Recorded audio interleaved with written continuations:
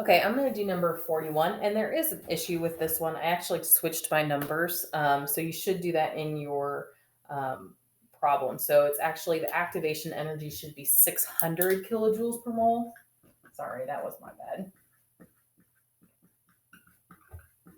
And then the change in energy for the reaction, the overall reaction, should be 200 kilojoules per mole. Otherwise, it's going to be a very interesting looking energy diagram. Okay, so for our energy diagram, we have energy on the side, and then our progress down here. Notice that this change in energy for this reaction is 200 kilojoules per mole. That is a positive number, which means that this is an endothermic reaction. So our products are going to have higher energy than our reactants. So when you draw it, your products should be higher up than your reactants. So this is your reactants, and here are your products.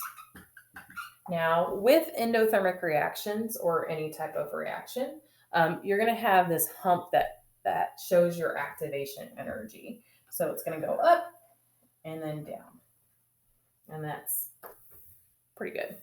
All right, so the amount of energy that it takes to get from your reactants to the top of that hump, that is your activation energy. And then the amount of energy it takes to get from reactants to products, that is your change in energy of your reaction. Okay. And then the transition state, that's at the top. Okay, of the hump.